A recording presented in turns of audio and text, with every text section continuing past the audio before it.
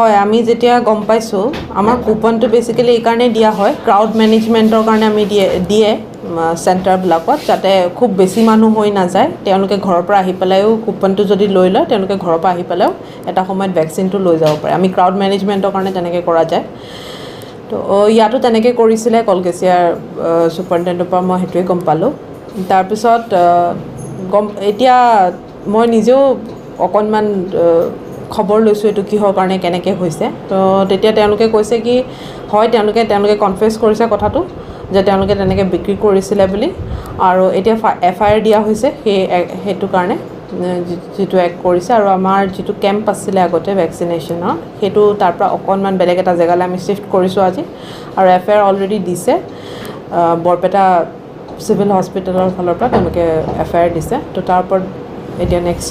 legally একশ্যনটো ল'ব লাগিব আমি অলৰেডি গাঁওবুঢ়াসকলকো জনাই দিছোঁ এইটো ফাৰ্ষ্ট আমি পাইছোঁ এইটো হ'ব নালাগিছিলে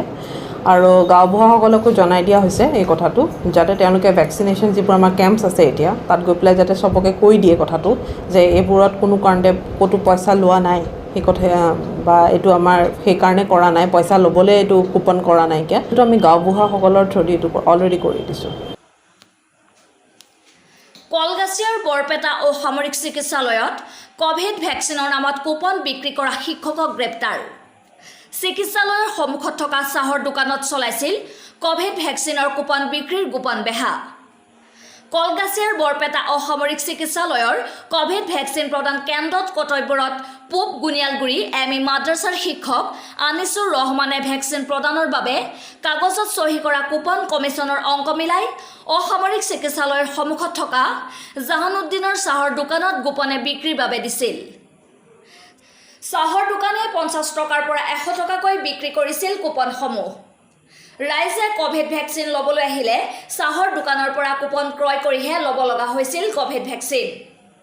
এই ঘটনা সংবাদ মাধ্যমত প্ৰচাৰ হোৱাৰ পিছতেই তীব্ৰ প্ৰতিক্ৰিয়াৰ সৃষ্টি হৈছে কলগাছিয়াত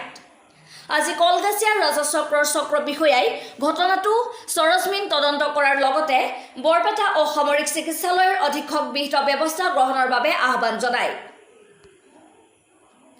ফলত চিকিৎসালয়ৰ অধীক্ষক ডক্টৰ শামছুল আলমে কলগাছিয়া আৰক্ষী থানাত এখন এজাহাৰ দাখিল কৰে আৰু অধীক্ষকৰ এজাহাৰ ভিত্তিত আজি কুপন বিক্ৰীৰ লগত জড়িত থকা শিক্ষক আনিছুৰ ৰহমানক কলগাছিয়া আৰক্ষীয়ে গ্ৰেপ্তাৰ কৰে যদিও চাহৰ দোকানী জাহানুদ্দিনে পলম কৰি হলেও কলগাছিয়া থানাত উপস্থিত হয় নিজাববীয়াকৈ অলপ সোধা পোছা কৰিছোঁ তাৰ পিছত মই এটা FIR সাবমিট কৰিছোঁ আমাৰ কলগাছিয়া থানাত তদন্ত কৰি চাহ দোকানত কোনে দিলে কাৰণ আমি কোনো কুপন ইয়াত দিয়াৰ কথা আমি কাকো কোৱা নাই বা আমি তেনেকুৱা কোনো নিৰ্দেশো দিয়া নাই কিন্তু তেওঁ আহি নিজাকৈ কিছুমান নিয়ম